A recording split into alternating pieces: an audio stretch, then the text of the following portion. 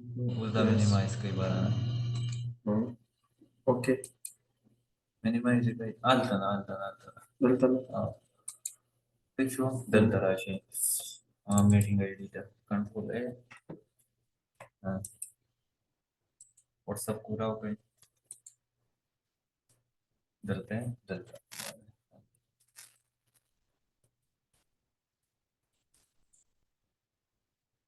Voilà. सुबह हो WhatsApp को पूरा हो साथ है data request करिए हो शेयर कीजिए होगा ना ठीक शुक्र.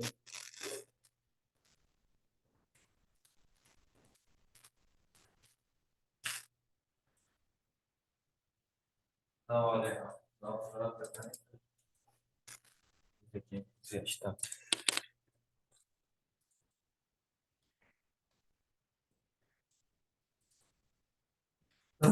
Dalton aí. हाँ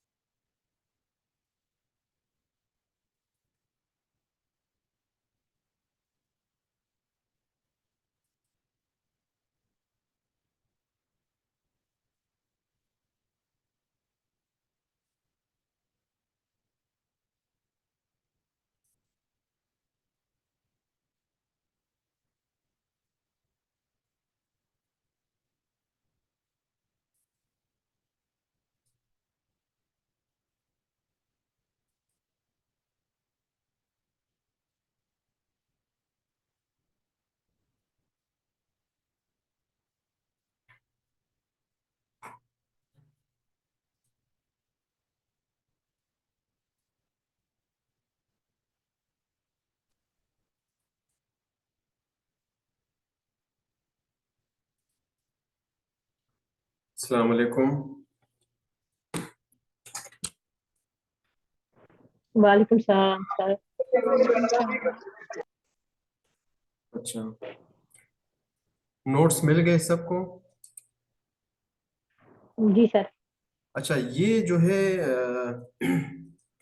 कल मारिया आई थी तो वो मेरे साथ डिस्कस कर रही थी कि आपने फार्माकोलॉजी कहाँ तक जो है ना वो कंप्लीट की। मैंने कहा ये स्टेप मैंने कर दिया, तो फिर वो कह रहे थे कि आपने नर्सिंग केयर इसमें डिस्कस नहीं की और ये इम्पोर्टेंट भी है। तो उसके बाद मैंने जो ये आज फैसला किया कि जो पिछले चैप्टर के रह गई है वो भी करेंगे। लेकिन फिर मैंने जो केम्यू का सिलेबस है वो देकर कंबाइन जितनी भी हमारे पास चैप्टर है फार्माकोलॉजी में, ये सब के सब पे अप्लाई होते हैं। ये सारे नर्सिंग केयर जो है, ठीक है, सब चैप्टर्स के लिए है। चाहे आप ऑर्थोपेडिक यूनिट में चले जाते हो, सर्जरी यूनिट में चले जाते हो, आईसीयू इमरजेंसी में चले जाते हो, उन सब के लिए ये जो है ना सेम ही रूल है इसका। जी दूसरी बात ये कि ड्रग्स कैलकुलेशन जो है उसको समझना तो थोड़ा सा मुश्किल है, लेकिन जब फार्मूले पे समझ आते हैं तो फिर आसान है। वो हम नेक्स्ट में इंशाल्लाह डिस्कस करेंगे। अ, बाकी स्टार्ट करते हैं risk of infection and nursing care plan. Done है। दूसरी बात, इम्यून सिस्टम के बारे में तो सबने जो है ना वीडियो भी देखी है।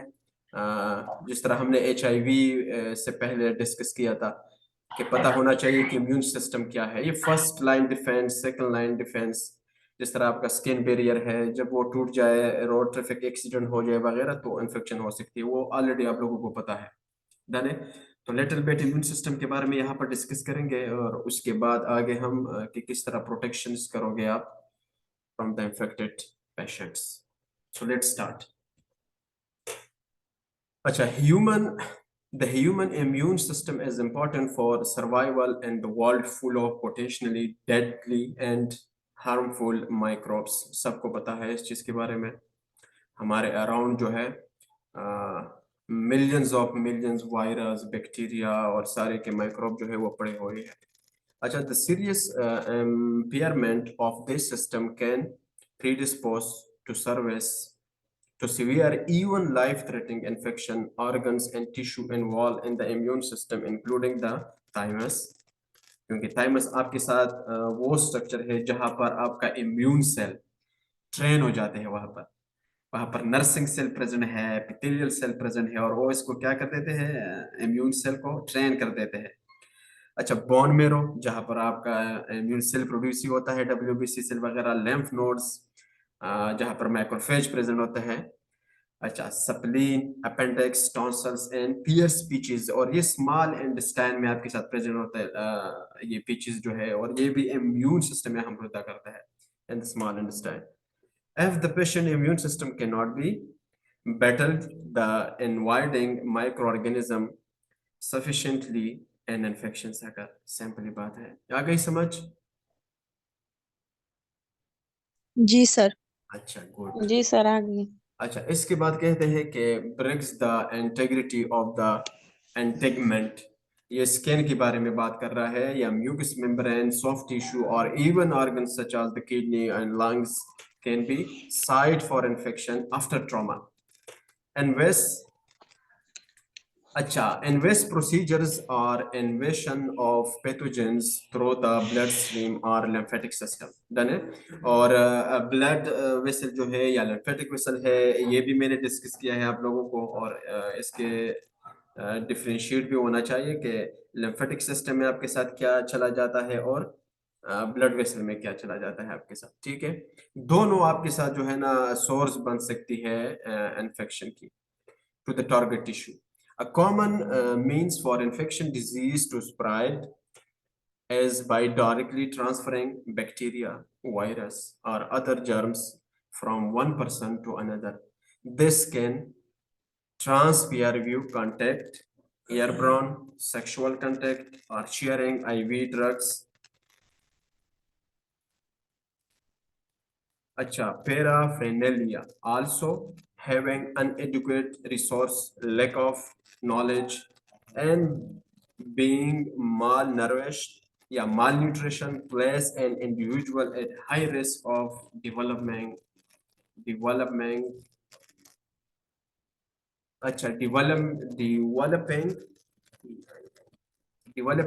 an infection, डन है। अच्छा, कॉमन बात है ये कि आपके साथ इन्फेक्शन जो है ना किस तरह स्प्रेड हो जाती है, बैक्टीरिया, वायरस आपके जो है ना एयरबॉर्न ड्रॉपलेट में भी चला जाता है। अगर एग्जांपल ले लो, अगर किसी को ट्यूबरकुलोसिस है, अब एक पेशेंट को ट्यूबरकुलोसिस है और वो टीबी यूनिट में जो है ना एडमिट है, आ रही मेरी आवाज सबको? जी जी सर। सर आ रही है आवाज। अच्छा, अब एक पेशेंट है और वो पेशेंट टीबी यूनिट में आपके साथ एडमिट है, तो टीबी किस तरह स्प्रेड हो जाते हैं from the one person to another? Airborne droplet की वजह से। अगर वो कफ करती है आपके सामने और आपने जो है ना मास्क नहीं पहनी है, या जो प्रोटेक्शन है सेल्फ नर्स की वो आपने नहीं की है, ग्लव्स नहीं पहनी है आपने, डन है, तो वो जी सर। एयरब्रॉन ड्रॉपलेट डायरेक्टली आपकी नोज के थ्रू या माउथ के थ्रू अंदर चला जाता है, डन है। एंड यू जी all sir. Know that microbes love to stick the tissue, done है। आपके जो टिश्यू है, जो सेल है, माइक्रोब्स जो है ना मोहब्बत करती है चीजें कि वो स्टिक हो जाए आपके मेम्ब्रेन पे, और जैसे ही वो मेम्ब्रेन पे स्टिक हो जाते हैं, कुछ तो है ना आपके साथ डब्ल्यूबीसी सेल के साथ फाइटिंग करके अंदर चला जाता है, कोई जो है ना न्यूक्लिएटेड सेल आपके साथ जो नॉर्मल सेल है उनको डैमेज करते हैं। बस ये लाइफ है माइक्रो ऑर्गेनिज्म की, जिस तरह हम लाइफ गुजारते हैं उसी तरह उसका भी है।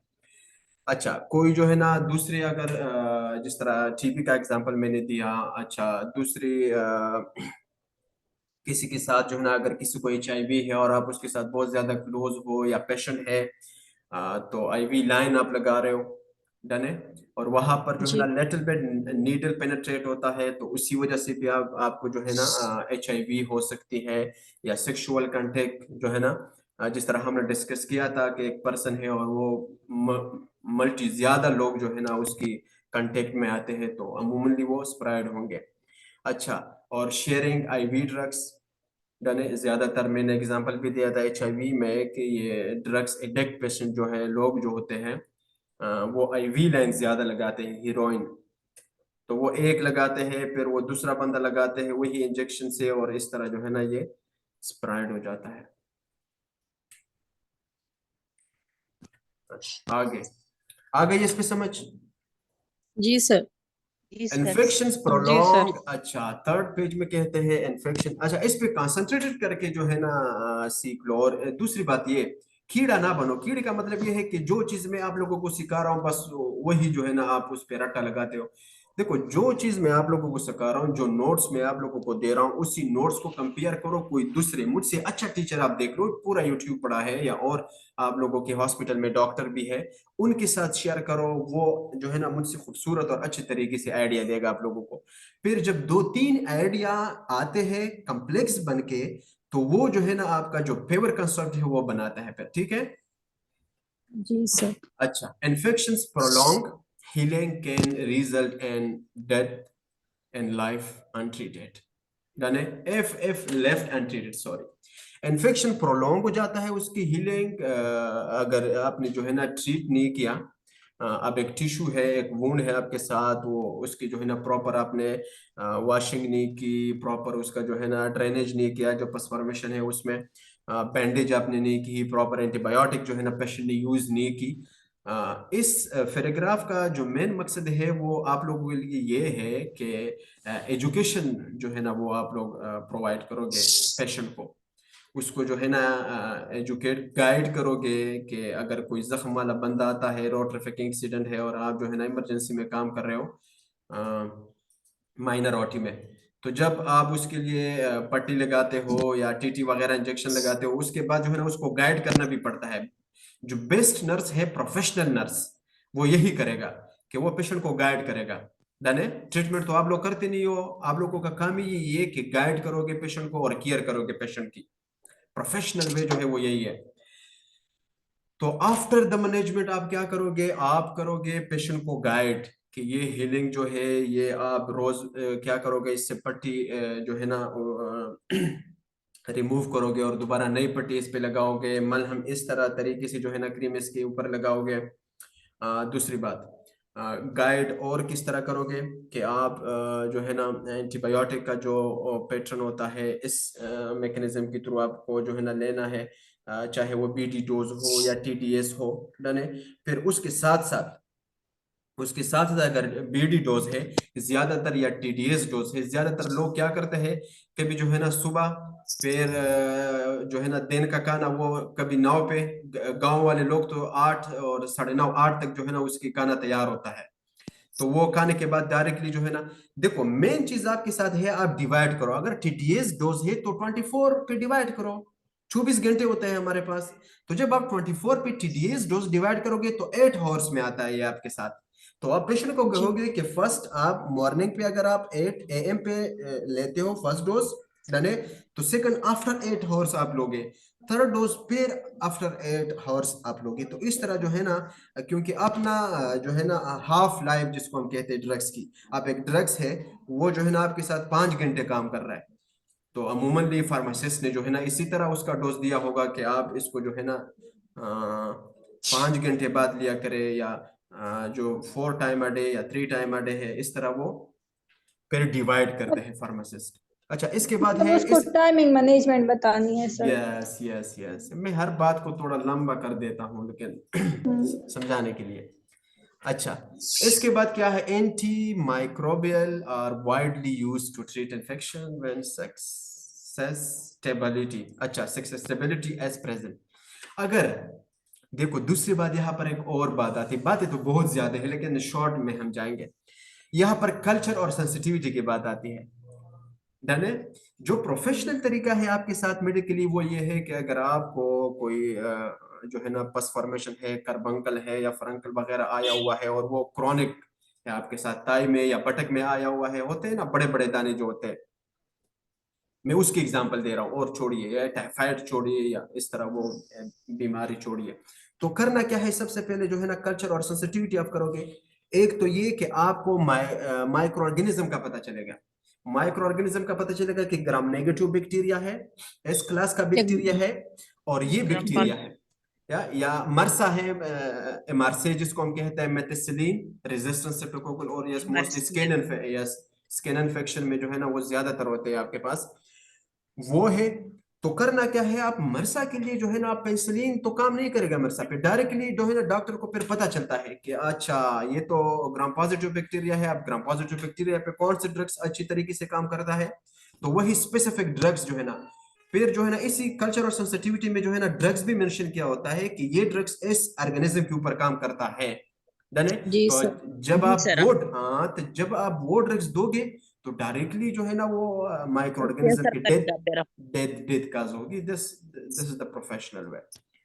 अच्छा, however no antimicrobial is effective for some organisms such as the human immunodeficiency virus। अब आते हैं HIV की तरफ। तो एंटीबायोटिक तो आपके साथ HIV पे काम नहीं कर रहा है कि आपको जो है ना HIV है और आप जो है ना पेनिसिलिन ले रहे हो, आप जो है ना फ्लोरोक्विनिलीन ले रहे हो, ये तो इसके ऊपर ना काम नहीं कर रहा है, इसकी तो अपने ड्रग्स है। मेरा भी रोक दोगे और ये सारे के सारे जो क्लास है हमने डिस्कस की थी। डन है। Another common medical intervention, yes, is called immunisation. एक और वे भी है कि वो ना एंटीबायोटिक वगैरह है, वो है इम्यूनाइजेशन, डन है, वैक्सीन।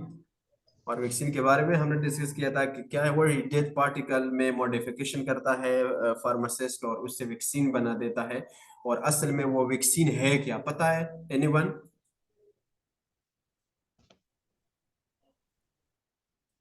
सर किल माइक्रो ऑर्गेनिज्म जो होते हैं वो वैक्सीन होते हैं। अच्छा, किल माइक्रो ऑर्गेनिज्म होते हैं, लेकिन असल में ये बॉडी के लिए क्या है, इम्यून सिस्टम के लिए क्या है? Sir question benefit immunity system के लिए। सर ये यस, इम्यूनिटी सिस्टम के साथ जाके अपना काम करते हैं, और जैसे ही कोई बाहर से इंटर होता है और ये उसको शनाख्त करते हैं और उसके साथ इम्यूनिटी सिस्टम के साथ मिलके उसके ऊपर अटैक कर देते हैं, इम्यूनिटी स्ट्रांग होती है।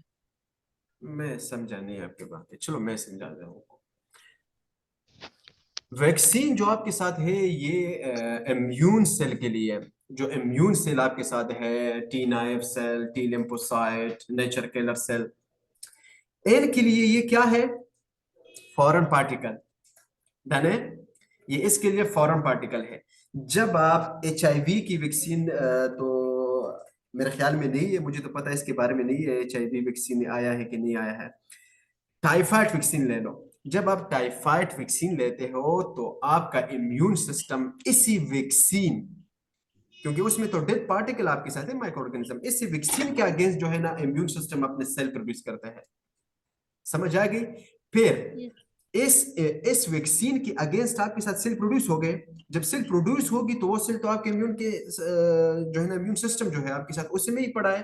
तो जब साल्मोनेला दोबारा आ जाता है, डन है, तो वही सेल जो आपके साथ वैक्सीन के थ्रू बना हुआ है वो क्या करेगा, साल्मोनेला की जो माइक्रो ऑर्गेनिज्म आपके साथ है, माइक्रो साल्मोनेला टाइफाई जो है, उसके साथ क्या करेगा, खेल करेगा उसको। किल क्योंकि करेगा। क्योंकि आपने वैक्सीन दिया है और उसी वैक्सीन ने आपके इम्यून सिस्टम को क्या किया है, हम यही कहते हैं कि स्ट्रांग बना देता है या हेल्प देता है इम्यून सिस्टम का। असल में इम्यून सेल के लिए आपका ये वैक्सीन जो है ये फॉरेन पार्टिकल है, और बॉडी में जो फॉरेन पार्टिकल आपके साथ आता है तो इम्यून सिस्टम उसके अगेंस्ट खड़े होते हैं। डन है?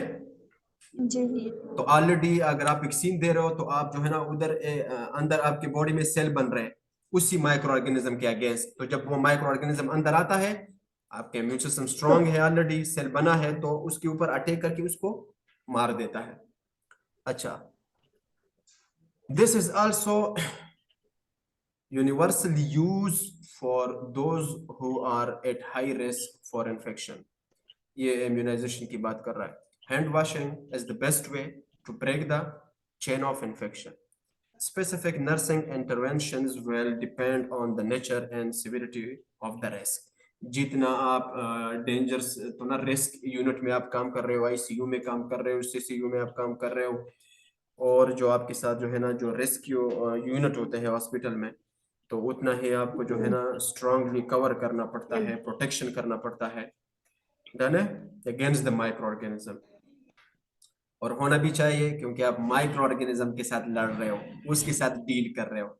It's a great job. उस चीज के साथ आप डील कर रहे हो जो नेक्ड आईज पे नजर ही नहीं आता है। It's really interesting.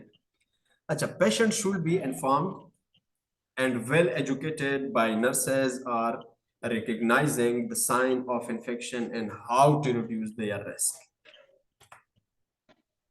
Go forward to the next page. Yes. Various health problem, causes of infection, various health problem and condition, and create a favorable environment that could encourage the development of infection. Here are the common causes of infection and factor that place a patient at risk for infection. वो कौन से हैं? Inadequate primary defense, break and scan, integrity, tissue damage, insufficient knowledge to avoid exposure to pathogen, compromised host defense, cancer, immunosuppressions, AIDS, diabetes mellitus. इन चीजों के बारे में पता है? मैं ट्रांसलेट कर दूं? यस सर पता है। अच्छा, गुड पता है sir, good good good good. Compromise circulation, obesity.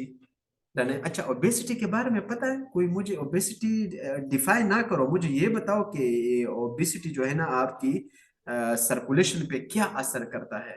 और आपका ब्लड प्रेशर पे क्या असर करता है, क्योंकि यहाँ पर नीचे आ रहा है ना पेरिफेरल वास्कुलर डिजीज, और पेरिफेरल वास्कुलर डिजीज में आपका डायस्टोलिक ब्लड प्रेशर पर भी असर होता है। Yes anyone? सर फैट की वजह से। किस तरह फैट की वजह से? सर ओबेसिटी होगी, फैट होगा, फैट वेन्स में जम जाएगा, जिसकी वजह से ब्लड सर्कुलेशन प्रॉपर नहीं होगी। नहीं, सिंपली बात मैं आप लोगों को कंस्ट्रिक्ट बताता भी हूँ। हो लेसन जाती टू है me, veins, listen to me, नहीं sir, listen to blood me. Vessel जो है वो नैरो हो जाती है ना, तो उस वजह से नैरो हो जाते हैं, कंस्ट्रिक्ट हो लेसन जाती प्रेशर है। हाई हो। It's all new theory for me, listen to me. जब आप 1 किलो वजन जब आपकी बढ़ती है तो 2000 किलोमीटर, कैलोरीज। नहीं नहीं नहीं नहीं, 2000 kilometre, put in your kilometre. Mind, put in your mind, जी सर। 2000 जी सर। सर ये माइक्रो किलोमीटर है कि किलोमीटर होता है? माइक्रो। किलोमीटर तो ज्यादा हो 2000, जाएगा। यस यस, 2000 माइक्रो किलोमीटर की मैं बात कर रहा हूँ। आपकी कैपिलरी का लेंथ क्या हो जाता है? बढ़ जाता है। बढ़ जाता है सर। अब खुद इमेजिन कर रहे हो, अगर आपकी कैपिलरी का वेट लेंथ ज्यादा होगा तो। ज्यादा वेट में वेट अगर ज्यादा होगा तो उसको ज्यादा वो करना तो पड़ेगा सर जब उसको। आपकी कैपिलरी का जो लेंथ है वो इतना ज्यादा हो जाए तो फिर उसमें फ्लूइड भी होगा, उसमें ब्लड भी होगा। तो जब ब्लड का वॉल्यूम आपके साथ इंक्रीज हो जाता है तो वो ब्लड प्रेशर पे असर करता है। डन है, क्योंकि जी सर। आपका ब्लड प्रेशर डिपेंड करता है आपके ब्लड वॉल्यूम पे। जितना वॉल्यूम ज्यादा होगा उतना आपके साथ जो है ना प्रेशर ज्यादा होगी आपके आर्टरी में। आ गई समझ? हम्म। जी सर। लिम्फोडेमा है आपके साथ और पेरिफेरल वास्कुलर डिजीज है। नेक्स्ट पे आ जाइए। A site for organism invasions e.g. like surgery, dialysis, invasive lines, IV line की बात कर रहा है, intubations, NG ट्यूब वगैरह है, डन है, और एंट्रल फीडिंग जो आपके साथ है, जो एनजी ट्यूब के थ्रू आप खुराक दे रहे हो पेशेंट्स को, डन है। अच्छा, compromise host defence, radiations therapy, organ transplant, medication therapy, ये सारे के सारे जो है ना होस्ट क्या है, कंप्रोमाइज होस्ट डिफेंस आपके साथ करता है। आप कैंसर ड्रग्स रेडिएशंस के थ्रू थेरेपी कर रहे हो, ऑर्गन आपका ट्रांसप्लांट हो रहा है, मेडिकेशन थेरेपी आपका है, कैंसर्स का है, HIV वगैरह का है। तो ये सारी चीजें आपके इम्यून सिस्टम पे असर करेगा ना, इस तरह तो नहीं है कि असर नहीं जी करेगा। सर। हर ड्रग्स का साइड हम्म। इफेक्ट आपके साथ होता है, डन है। तो अगर आप एक जी सर। लॉन्ग थेरेपी पे हो, लॉन्ग थेरेपी पे यार आप हो तो उसका असर तो होगा ही होगा। अच्छा, कंटेक्ट विद कॉन्टेजियस एजेंट्स, वो चीजें जो एक दूसरे से जो है ना वो ट्रांसफर हो जाती है। डिफरेंट माइक्रो ऑर्गेनिज्म है, उसमें वायरस भी है, उसमें प्रोटोजोअल भी है, उसमें आपके साथ जो है ना वायरस भी है, ये सारे के सारे हैं। कोई जो है ना एयर ब्रॉन ड्रॉपर्स की वजह से होते हैं, कोई स्कैन टच की वजह से भी आपके साथ होती है, कोई जो है ना लॉट ऑफ डिफरेंट है, सब मेच्योर हो, सबको पता है इन चीजों के बारे में। Increase vulnerability to infant age like HIV, positive mother, lack of normal flora, lack of maternal antibodies। अच्छा, ये मुझे बताओ, ये lack of normal flora का क्या मीनिंग है यहाँ पे? किसी को नहीं आता है तो फिर मैं एक्सप्लेन करता हूँ, अगर किसी को आता है तो बताओ, सबको पता चलेगा इसके सर बारे में। थोड़ा सा डिफाइन कर दें, थोड़ा सा डिफाइन अच्छा, कर दें। नॉर्मल फ्लोरा जो आपके साथ है, इस तरह बैक्टीरिया आपको जो है ना आप स्टडी करोगे आगे माइक्रोबायोलॉजी अगर आप लोगों का है, नॉर्मल फ्लोरा आपके साथ वो है जो वो बैक्टीरिया जो आपके बॉडी के लिए एडवांटेज रखता है, आपके मेटाबॉल ठीक है जी। आपके बेनिफिट मेटाबॉल होता है। यस, आपके मेटाबॉलिज्म में भी हेल्प करता है, विटामिन्स वगैरह में भी हेल्प आपके साथ करता है, और आपका डिफेंस भी करता है आपके साथ। यानी ज्यादातर इंटेस्टाइन में भी जी प्रेजेंट सर। है, वजाइनल में भी यस प्रेजेंट सर। है, और जितने भी नॉर्मल फ्लोरा है उसमें भी प्रेजेंट है। आप लोगों को पता है एक सही। और चीज, और एक और चीज वो है कि ज्यादातर लोग जो है ना एंटीबायोटिक जो है ना इस तरह वो लेते हैं कि गाइडनेस नहीं होता है उसके साथ, बस डॉक्टर लिख के देता है और नर्स उसको गाइड नहीं करता है, या जो टेक्नीशियन होता है वो गाइड नहीं करता है पेशेंट को, और वो जो है ना कभी जो है ना 1 मिलीग्राम या 2 मिलीग्राम इस तरह की डोज लेता है। तो वो असल में वो करता क्या है, ज्यादातर एक साइड पे तो आपका जो फॉरेन पार्टिकल माइक्रो ऑर्गेनिज्म है वो तो खैर उसको तो डैमेज करेगा, साथ साथ में ये नॉर्मल फ्लोरा वाला जो माइक्रो ऑर्गेनिज्म है उनको भी डैमेज जी करता है जी आपके सही। साथ, उनको भी डैमेज करता है। अच्छा अच्छा। तो और मसला जो है ना फिर आपके साथ पैदा होता है। आ गई समझ? और उसके लिए मेरे ख्याल जी में सर। प्रोबायोटिक मार्केट में भी आया हुआ है, प्रोबायोटिक हम फिर यूज करते हैं उसके लिए। प्रोबायोटिक एक है एंटीबायोटिक, एक है प्रोबायोटिक। तो उस नॉर्मल फ्लोरा के लिए फिर हम जो है ना ये प्रोबायोटिक देते हैं। आ गई समझ? अच्छा जी या सर। आपके साथ जो है ना एबिलिटी बच्चों के लिए इन्फेक्शंस क्रिएट कर सकती है। अगर मदर को HIV है तो हो सकती है बच्चे को भी होगा। अच्छा, साथ में जी अगर सर। मैटरनल एंटीबॉडीज आपके साथ जो है ना वो डिफिशेंट है आपके साथ बॉडी में, तो हो सकता है कि इम्यूनल डिजीज भी काज हो सकती है आपके साथ। डन है? एक और सिंपल जी एग्जांपल सर। अगर मैं दे दूं, सिंपल एग्जांपल अगर इसका मैं दे दूं, वो है आपके साथ जब आयरन और फोलेट की डेफिशिएंसी आपके साथ आता है ड्यूरिंग प्रेगनेंसी, जी जी। Spina bifida occulta. Spina bifida.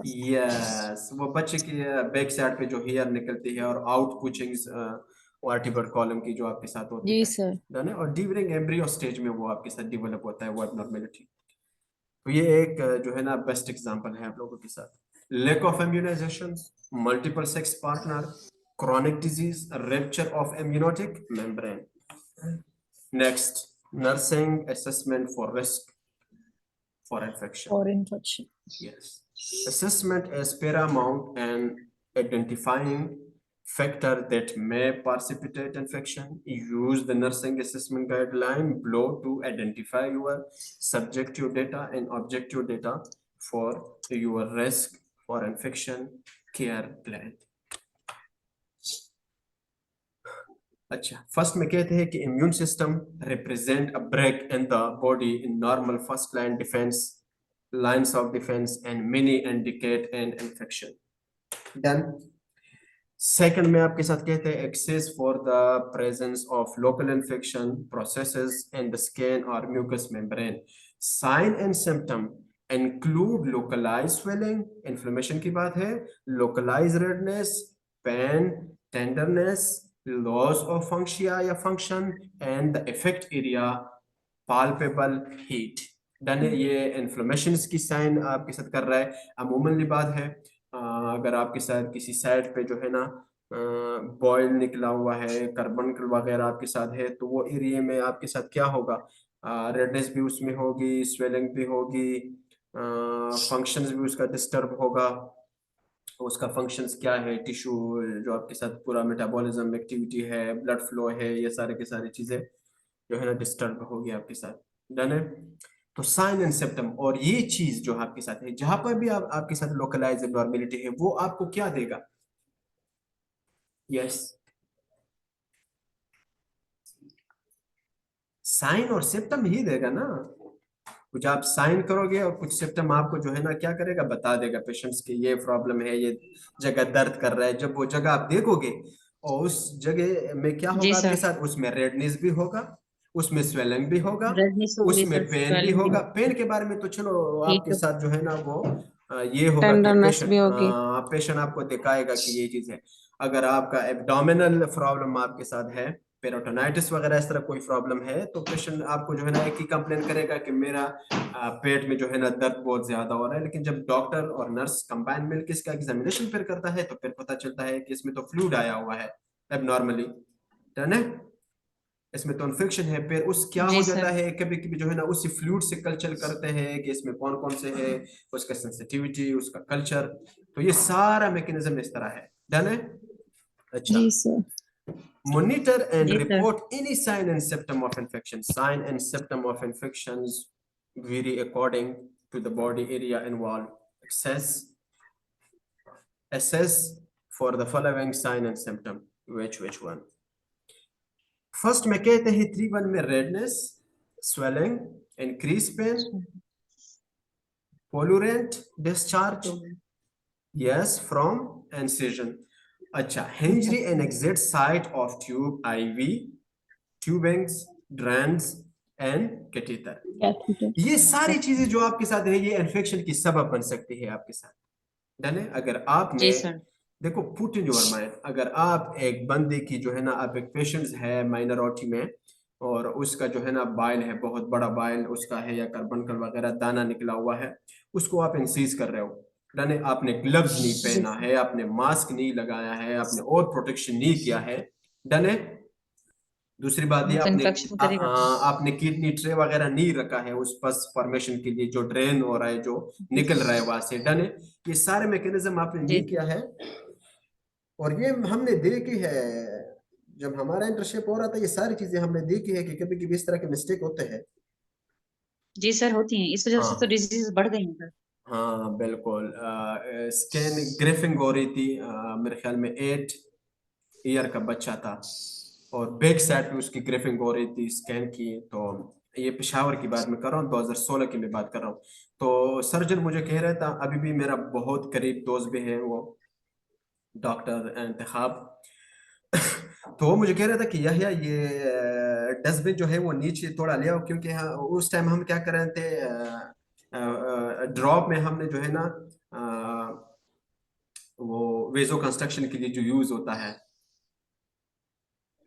Infusion में इंजेक्शन डालते हैं कि वेजो कंस्ट्रक्ट हो जाए, ज्यादा ब्लड ना चले जाए उससे। किसी ने ग्रेफिंग किया है? नहीं नहीं नहीं नहीं नहीं। किसी ने स्कैन ग्रेफिंग यूनिट में काम किया है ओटी में? जी सर। अच्छा, तो क्या यूज होता है वहां पे? सर बहुत पहले किया स्किन था ग्राफ्टिंग के लिए।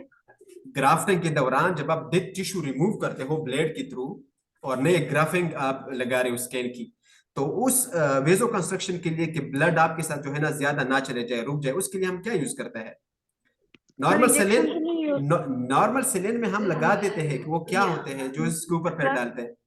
अड्रेनालिन। एट्रोपिन। एड्रेनालिन। हाँ जी। एक्सेलेंट एक्सेलेंट एक्सेलेंट, बस आपने जवाब दिया। तो वो हम जो है ना इसके ऊपर डाल रहे थे तो वो पानी सारे के सारे नीचे आ रहा था। तो सर मुझे कह रहे हैं कि ये वो जो है आपके साथ ये डस्टबिन वो थोड़ा जो है ना नजदीक ले आओ कि ये पानी इसमें चले जाए ब्लड के साथ पूरा का पूरा। तो मैंने हाथ पे उठा लिया। तो हाँ, तो मैंने हाथ में उठा लिया और रख दिया। तो उसी टाइम से सर मुझे कह रहा है कि आउट फ्रॉम ईयर। 1 महीने के लिए उसने मुझे नहीं छोड़ा।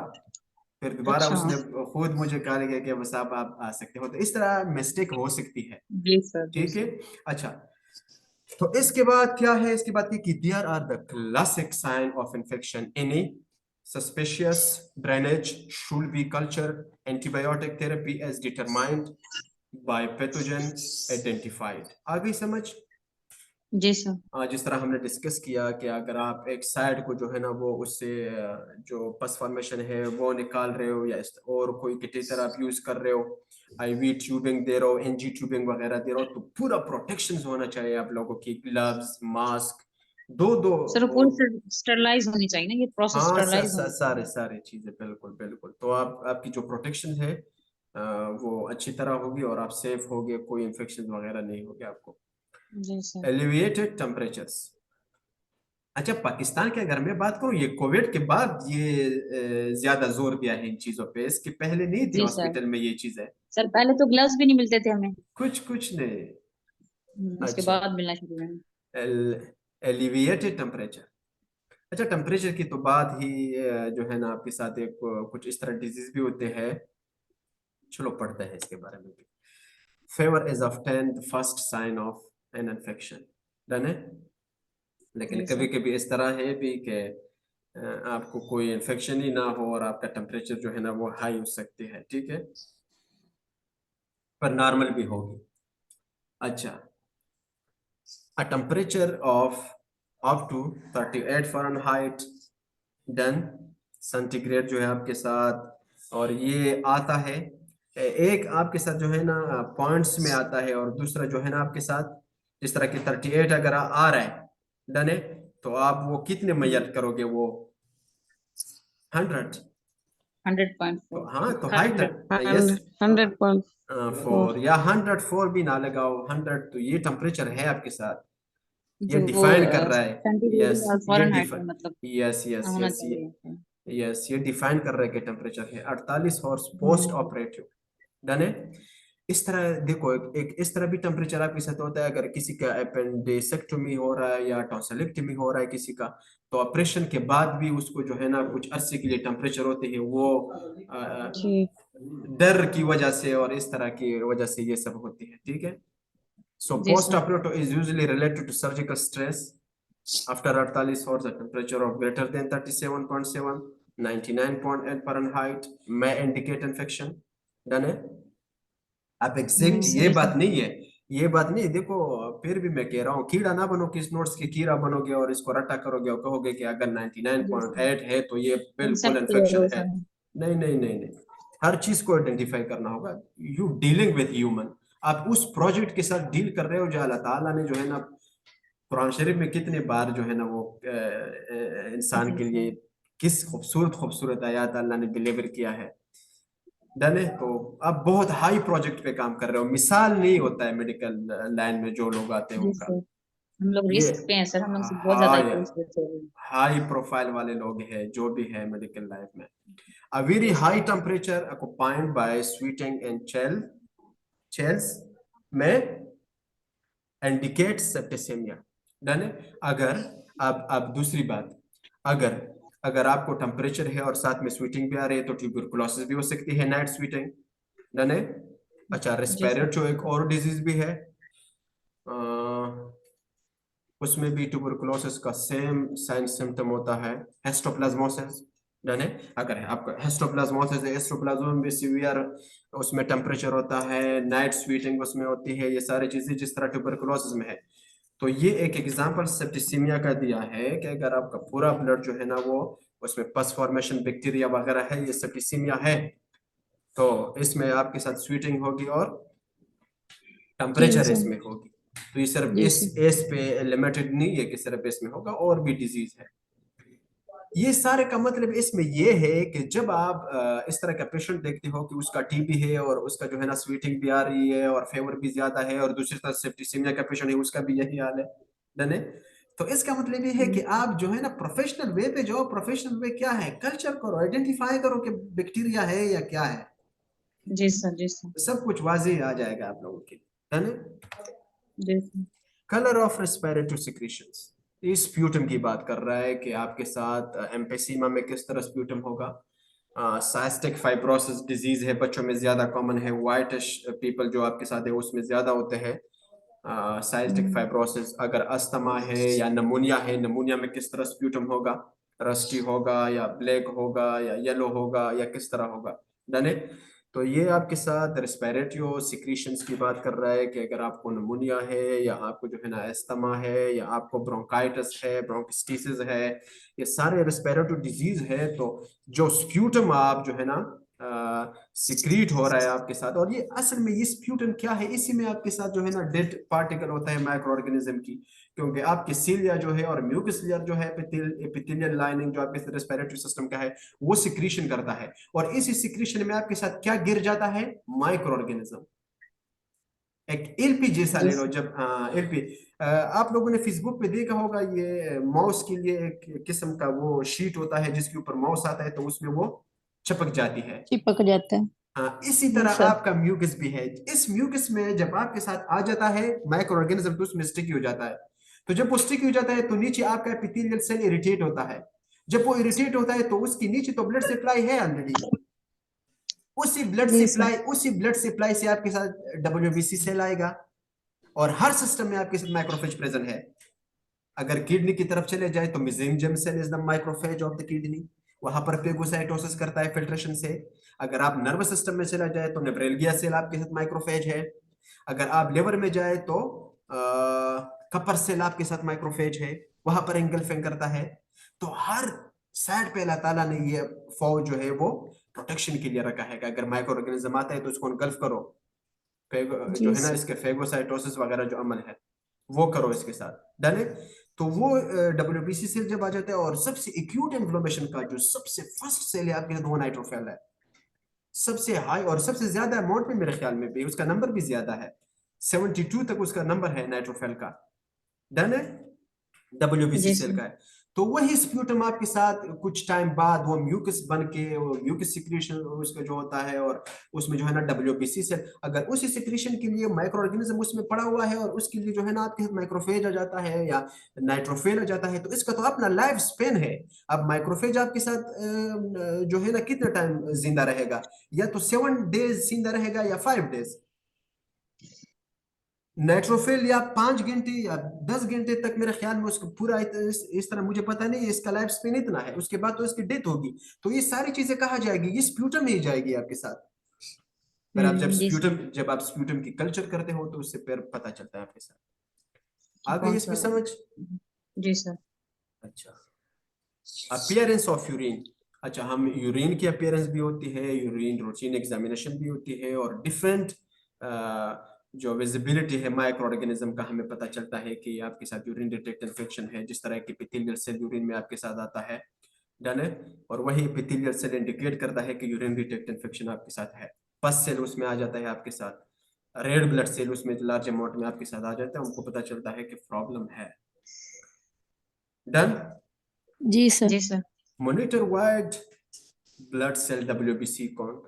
यानी आप WBC काउंट के बारे में अगर हम बात करें तो मोस्टली आपके साथ आइडेंटिफाई करता है इन्फेक्शंस को, यानी कि ये वायरल है या प्रोटोजोवल है, क्योंकि इसका अपना अपना फंक्शन है। अल्लाह ताला ने हर WBC सेल को अपने फंक्शंस के लिए बनाया है। जिस तरह नाइट्रोफिल है, नाइट्रोफिल बैक्टीरियल इन्फेक्शन में इंक्रीज होगा। अब बेजोफिल आपके साथ है, वो जो है ना आपके साथ पैरासाइट इन्फेक्शन में भी होगा, एलर्जिक में भी होगा। एजिनोफिल जो आपके साथ है, मसल के साथ रिलेटेड है, वो भी आपके साथ एलर्जिक कंडीशन में आपके साथ इंक्रीज होगा, like asthma and other skin related disease. अगर आपके साथ मोनोसाइड है और माइक्रोफेज है, डन है, तो माइक्रोफेज और मोनोसाइड किस इन्फेक्शन में आपके साथ इंक्रीज होगा? एनीवन? यस। मोनोसाइट्स। यस। अच्छा, मोनोसाइट के बारे में पता है आपका? मोनोसाइट जब टिश्यू में चला जाता है तो वो कन्वर्ट होता है माइक्रोफेज में। जी सर। डन। यही जी मोनोसाइट जब बोन मेरो से प्रोड्यूस होता है, जनरल सर्कुलेशन में चला जाता है, और जब मोनोसाइट आपका जनरल सर्कुलेशन में लंग्स की तरफ चला जाए तो अल्वियोलर माइक्रोफेज बन जाता है वहां पर। अगर किडनी की तरफ चला जाए ये मोनोसाइट, तो वहां पर स्टे होके उससे बन जाता है मेसेंजियम सेल। अगर वो आपके लिवर में चला जाए और वहां पर स्टे हो जाए तो उससे बन जाता है Kupffer cell of the liver, macrophage. आ गई समझ? जी सर। हाँ, ये मोनोसाइट और लिम्फोसाइट जो आपके साथ है, तो ये किस इन्फेक्शन में आपके साथ इंक्रीज होगी मोस्टली?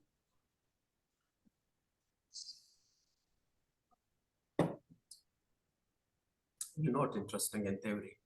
Listen to नहीं me. सर, कैसे? Listen to me.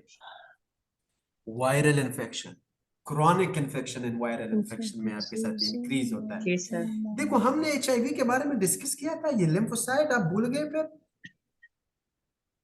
सर किया था डिस्कस। हाँ, बिग पिक्चर में हमने डिस्कस किया था इसको। जी अच्छा, सर।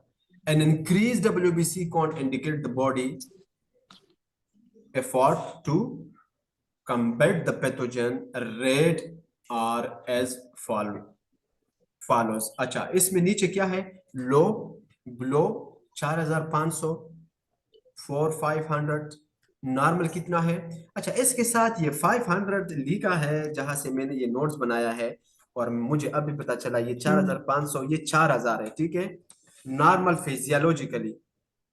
अब डिफरेंट लेब वाले जो है ना वो मेंशन करते हैं उसके बारे में जी मुझे। सर, सबका डिफरेंट होता है। ये मैं दोबारा सेंड करूंगा, फिर ये 4000 है, ठीक है। तो नॉर्मल रेंज ऑफ WBC का आपके साथ है वो कितना है? 4000 to 11। 11। जब हाई आपके साथ होता है मोर देन 11,000, तो फिर हम उसको क्या कहते हैं? कि इन्फेक्शन तो है उसमें। सर मोस्टली लैब्स में तो 4.5 ही मेंशन होता है, ये नॉर्मल। 4000 नॉर्मल, फिजियोलॉजिकली 4000 आपके साथ है टू 11,000, ठीक है। जी। अच्छा, अगर आपके साथ ये 4000 से कम है, नेट्रोपेनिया, क्या है? सॉरी, लेकोपेनिया है, ये लेकोपेनिया। जब ये आपके साथ 4000 से कम है तो हम उस कम कंडीशन को होगा। क्या कहते हैं, लेकोपेनिया। जब ये आपके साथ जब ये आपके साथ 11,000 से भी ऊपर चला जाता है, कभी कभी आप लोगों ने देखा होगा 16,000, 17,000, 19,000 तक पहुंचती है आपके साथ, तो फिर हम उस कंडीशन को हम क्या कहते हैं, leukocytosis. Excellent excellent, thanks god you know about it. अच्छा, इसके बाद वेरी लो WBC काउंट में indicate severe risk for infection. In older patient, the infection may be present without an increased WBC count. Definitely. Additionally, WBC differentials may show an increase and decrease in certain infections. Done है? अब ये haematology की बातें हैं, अगर ज्यादा इसमें हम नहीं जाएंगे। Very low WBC count may indicate a severe risk for infection in older patient. The infection may be present without, अच्छा ये दोबारा मेंशन हुआ है यहाँ पे। अच्छा, फिफ्थ में कहते हैं assess and monitor nutritional status, weight, history of lost weight, weight loss and serum albumin. Then patient with inadequate nutrition may be energetic or unable to master a cellular immune response to the pathogen. Then तो जब आपका immune system कमजोर है nutrition की वजह से, तो क्या होगी, बीमारी लगेगी आपको। डन है? जी सर। हाँ, ज्यादातर ट्यूबरकुलोसिस में भी हम न्यूट्रिशनल चार्ट जो है ना वो पेशेंट्स को देते हैं कि आपको ये चीजें खानी है, क्योंकि मसल वेस्टिंग ज्यादा होती है ट्यूबरकुलोसिस में, making them susceptible to infection. Done है? और अगर न्यूट्रिशंस की हम बात करें तो दो मोस्ट डिजीज आपके साथ जो है, और बहुत ज्यादा है लेकिन मोस्टली न्यूट्रिशनल में जब हम स्टडी करते हैं, मरसमस है और दूसरा जो है उसमें केशवर कोर या केशवर कोर इसका नाम है, काशरकोर। बस जो भी है मैं इसी नाम से जानता हूँ, इसे केशवर कोर और मरसमस, ये दो है। डन है? अच्छा, investigate the use of medication or treatment modalities that may cause immunosuppressions. अच्छा, ये क्या है, एंटी न्यूप्लास्टिक एजेंट, इसके बारे में हम। अच्छा, दूसरी बात ये एंटीबायोटिक की लेक्चर, पेनिसिलिन जो मोस्ट इम्पोर्टेंट है आप लोगों के लिए, पेनिसिलिन, फ्लोरोक्लोनिलिन जो आपके साथ वो पेनिसिलिन में यूज होगा, उसमें हम डिस्कस करेंगे। फ्लोरोक्लोनिलिन जो है आपके साथ क्लोनिलिन ग्रुप, और क्या है ये फर्स्ट जनरेशन, सेकंड और थर्ड जनरेशन वाले ग्रुप जो है, बीटा लैक्टम्स जो आपके साथ है, ये हुआ ये, और साथ में न्यूप्लीजिया, साथ में एंटी कैंसर ड्रग्स, ये 4-5 लेक्चर रह गए। इसका जो है ना मैं वीडियो रिकॉर्डिंग फिर आप लोगों को सेंड करूंगा, बनाऊंगा इंशाल्लाह with in a month. Done है? तो फिर ये आप लोगों के साथ शेयर होगी। मुझे याद है सब, मुझे ये भी मैं भूल गया था, तो मारिया कल आई थी, उसने मुझे बता दिया कि ये जो है ना इनको पढ़ाओ, क्योंकि मेरे ख्याल में इसी से कुछ पॉइंट्स एमसीक्यूज भी आती है और क्वेश्चन भी इसी से आते हैं। दूसरी बात ये, अगर आप लोगों के साथ सेकंड सेमेस्टर वाले जो जिसका पेपर का पार्ट है फेल है, उससे आप कांटेक्ट करो कि अगर फार्माकोलॉजी का पेपर है तो उससे ले लो और पेपर, और उसी बेस भी लिटिल बिट 30% ना हो तो 30% तो कवर हो गया आप लोगों का पेपर उसी से भी। चलो करिकुलम तो भेज दीजिएगा आप फार्माकोलॉजी का। रियाज सर मुझे कह रहा है कि वो मैं प्रोवाइड करूंगा आपको, तो फिर शेयर होगी आप लोगों के साथ इंशाल्लाह। और लास्ट में फिर हम हाँ वो भी भेज देंगे रियाज सर, इंशाल्लाह वो शेयर करेंगे आप लोगों के साथ। दूसरी बात ये कि लास्ट में इंशाल्लाह हम फिर पेपर को एक्सप्लेन भी करेंगे, एमसीक्यूज एक्सप्लेन करेंगे इंशाल्लाह, और क्वेश्चंस वगैरह सब कुछ। अच्छा, एंटी न्यूप्लास्टिक एजेंट आपके साथ में कॉर्टिकोस्टेरॉइड जो है एंड सो ये चीजें, ये कॉर्टिकोस्टेरॉइड वगैरह ये सारी चीजें इम्यून को सप्रेस करते हैं, आपके साथ दबा देती है, अपने काम के लिए नहीं छोड़ती है। अगर सिंपल लफ्जों में मैं आप लोगों को बताऊं, डन है? तो इफेक्ट होती है, गलत असर होती है इम्यून सिस्टम पे, तो ये भी इन्फेक्शंस की सबब बनती है आपके साथ। Assess immunization stat 7 में कहते हैं status and history. people with incomplete immunization may have not sufficient acquired active immunity. You may ask patient during history taking when they were last immunization. यानी अगर कोई इस तरह डिजीज है जिस तरह मीजल हो, रुबेला हो वगैरह बच्चों को हो, जब वो लेके आता है तो उससे पूछना चाहिए कि आपने लास्ट वैक्सीन कहाँ पर लगाया है। अगर उसने कहा कि मैंने ये वैक्सीन लगाया है, चार्ट होगा उसके साथ, उसको थोड़ा जो है ना रीड करें प्रॉपर तरीके से। मैं फिर भी बता रहा हूँ, प्रोफेशनल नर्स जो होगा वो प्रोफेशनल तरीके से काम करेगा। डन है? उसका बिहेव, जी उसका सर। एथिक, उसका हर चीज जो है ना वो प्रोफेशनल वे से होगा। अच्छा, इसके बाद ऑब्जर्व 8 में कहते हैं observe and report if an order client as a low grade fever or a new onset of confusion. अच्छा, इसके बारे में कहते हैं कि low grade temperature elevation that appears in older client must be reported as it could potentially be an infection. अच्छा, कुछ इस तरह है कि एक डिजीज होगा और उस डिजीज में आपके साथ जब पहले पेशेंट आपके साथ आता है फर्स्ट विजिट में तो हाई टेम्परेचर्स के साथ होगा, या कोई इस तरह डिजीज होते हैं जिसमें आपके साथ टेम्परेचर कंटिन्यूली होता है। जिस तरह के हम अगर नर्वस सिस्टम की मेनिंजाइटिस की बात करें तो उसमें ज्यादातर आपके साथ होता है कंटिन्यूली, उसमें टेम्परेचर होता है आपके साथ, या और इस तरह डिजीज आ जाए सेकंड विजिट में या फर्स्ट राउंड में आपने देख लिया, सेकंड राउंड में आप जा रहे हो तो वो लो ग्रेड फीवर में है आपके साथ। डन है?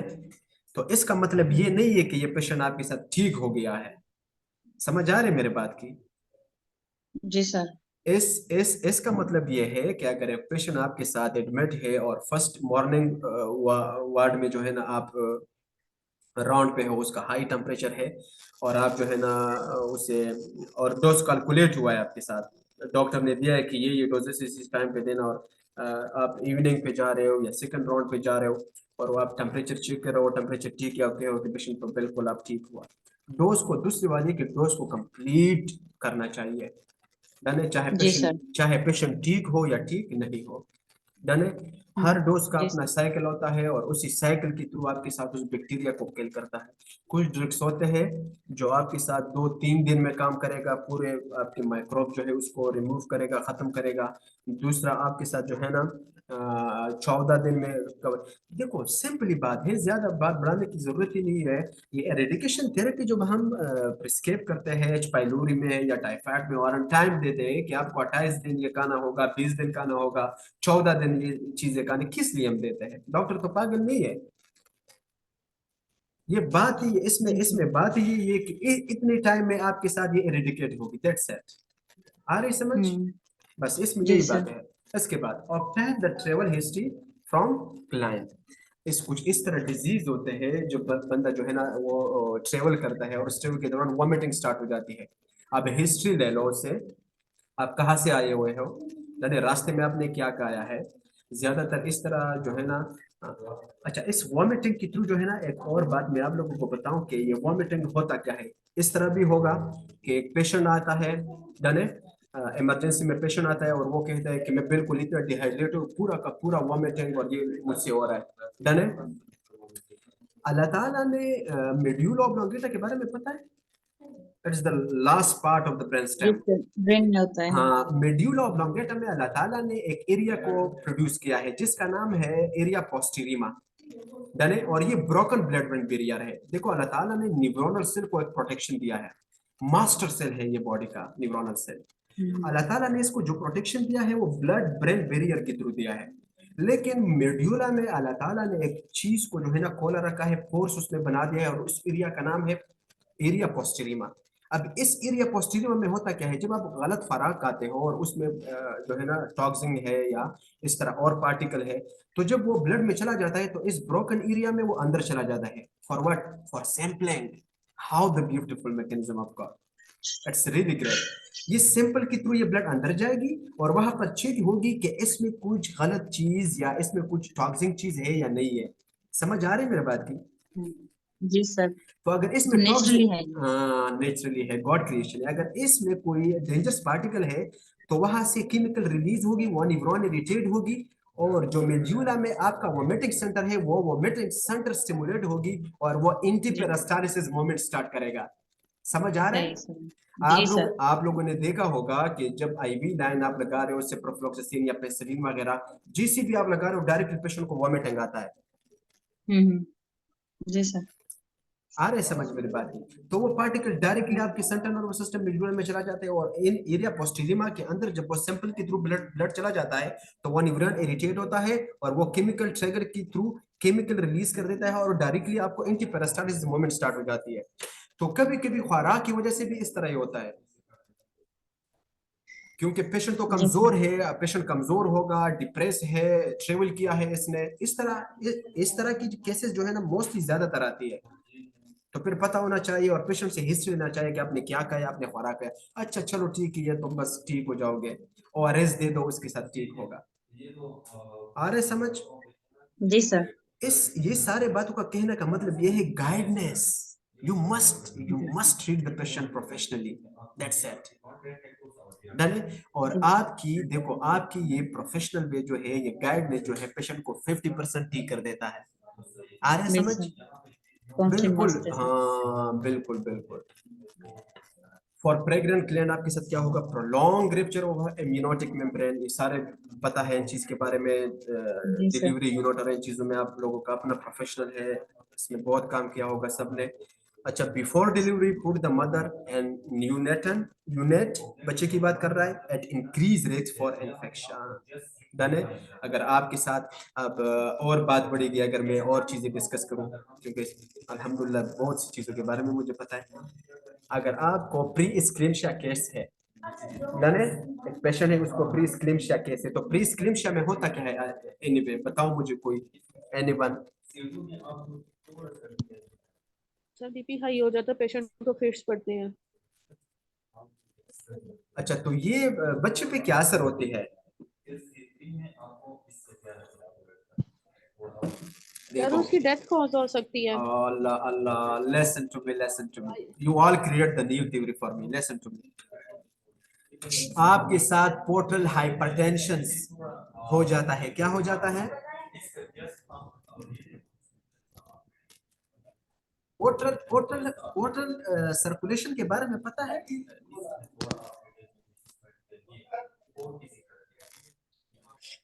Portal venous system. हाँ, portal venous system large circulation है वो भी आपके साथ। पोर्टल हाइपरटेंशन आपके साथ जो है ना जब इंक्रीज होगी तो उस प्रेशर के थ्रू आपके एम्यूनोटिक फ्लूइड पे प्रेशर जाएगी।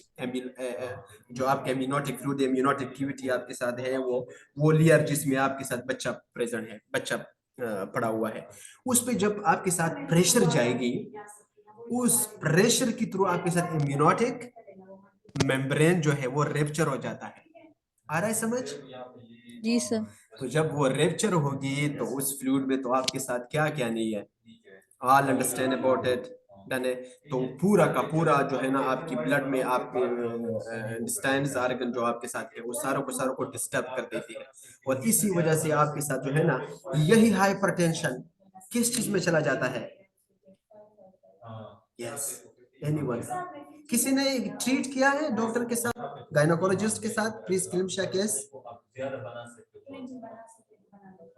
नहीं किया है। यही हाइपरटेंशन आपके साथ हाइपोटेंशन में चला जाएगा एंड लीडिंग टू डेथ। या तो आपकी ब्रेन को जो है ना बिल्कुल ब्लड जाएगी नहीं, हाइपोटेंशन होगी, कार्डियक आउटपुट डिक्रीज होगी, डन है? या तो आपके साथ यही हाइपरटेंशन जो है ना रेप्चर करेगी, एक तो इम्यूनोटिक सेक जो है वो रेप्चर होगी, दूसरी बात आपके साथ रेप्चर ऑफ आर्टरी होगी आपके नर्वस सिस्टम में। डन है? तो डेथ इसी वजह से आपके साथ डेथ कॉज होती है। तो पूरा हिस्ट्री लेना जब भी गायनी पेशेंट्स या इस तरह की प्रॉब्लम आती है। इसके बाद perform measures to break the chain of infections and prevent infection. The following method help break the chain of infection and prevent condition that may be suitable for micro growth. आप उसको जो है ना prevent करो उस condition को जो condition आपके साथ सुटेबल है माइक्रोब्स ग्रोथ के लिए। डन है? पीएच भी उसमें हो सकता है, ह्यूमन का बॉडी तो वैसे भी है माइक्रोब्स के लिए। अच्छा, change dressing and bandage that are solid or wet, assess gland and carrying out appropriate scan and oral hygiene। समझ आ रही है इस पे?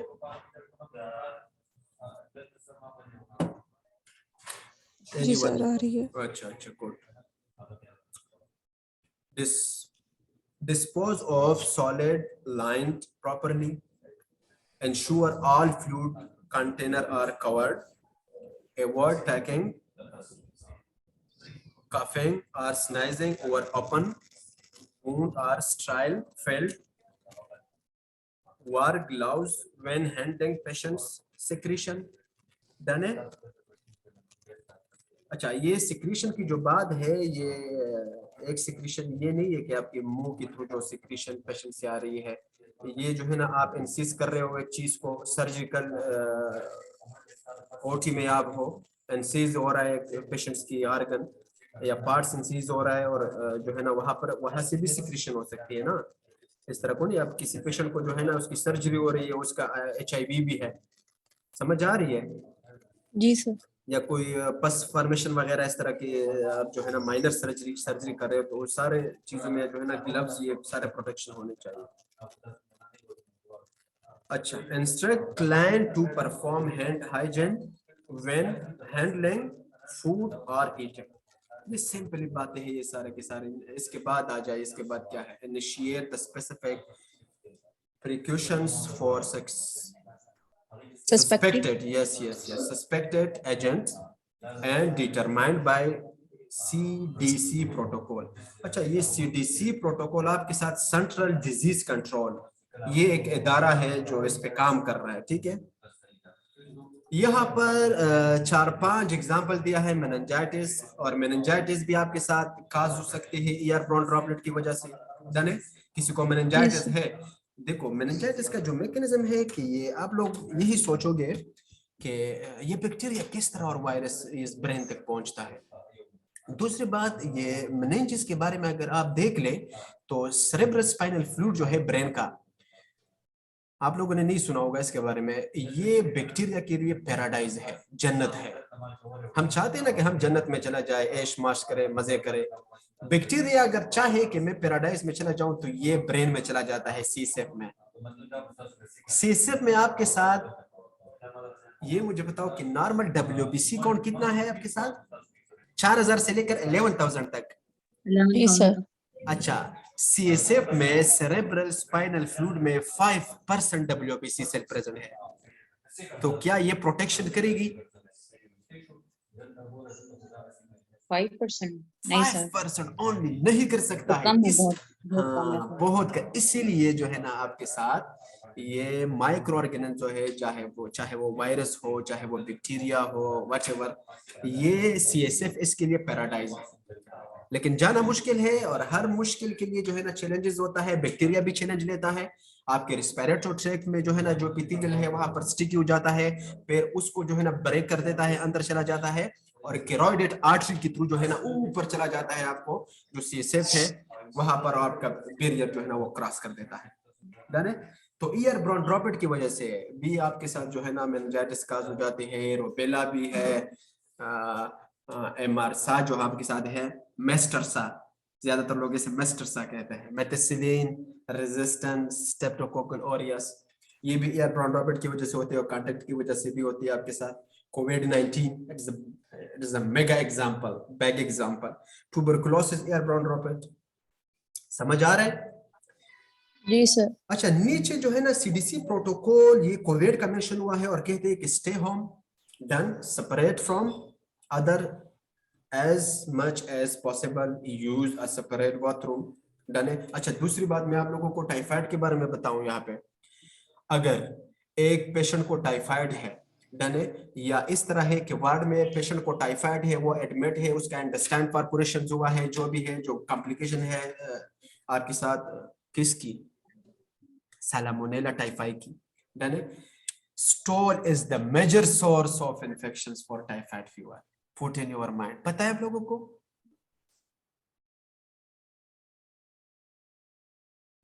काजेज में जी सर। स्टॉल के बारे में पता था?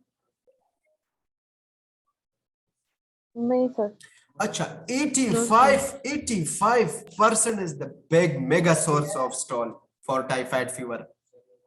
अगर टाइफाइड पेशेंट बाथरूम यूज कर रहा है तो वो बाथरूम आप यूज ना करें। अगर वो यूज कर रहा है तो उसको गाइड करो कि अच्छे तरीके से पूरा का पूरा सफाई किया करे। आ रहा है समझ? जी सर। अच्छा, if possible take steps to improve ventilations at home. If possible do not share personal household items like cup, towel, etc. अच्छा, इसके बाद है लास्ट वन है मेरे ख्याल में, यस, और वो है wear personal protect your equipment PPP properly. और अच्छा, इसमें ये 3 चीजें है, ग्लव्स है, मास्क है और गॉन है। डन है? तो ये इजी है या डिस्कस करूं? नहीं सर, आता है ये। बस यस डिस्कस करूं? आता है सर। अच्छा गुड, बस ये चीजें हैं। अच्छा दूसरी बात, नेक्स्ट में हम ड्रग्स कैलकुलेशन जो है, ड्रग्स डोज कैलकुलेशन जो है कि अगर 1 मिलीग्राम ड्रग्स है हम वो किस तरह कैलकुलेट करेंगे सर?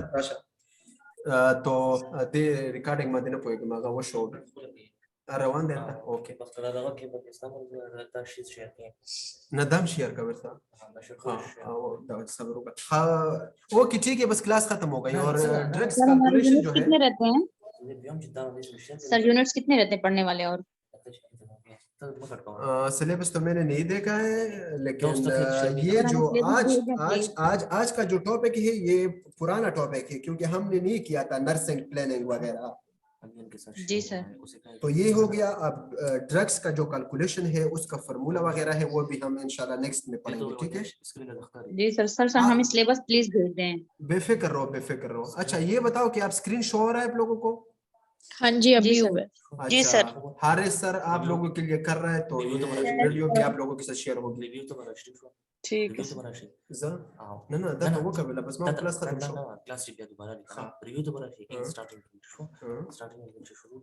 फाइनल हो गई नहीं कुछ तो सर, और क्लास होनी है? नहीं ये सिर्फ आप लोगों के लिए रिकॉर्डिंग वो प्रोवाइड कर रहा है। अच्छा सर। जी सर ठीक है सर। Thank you sir.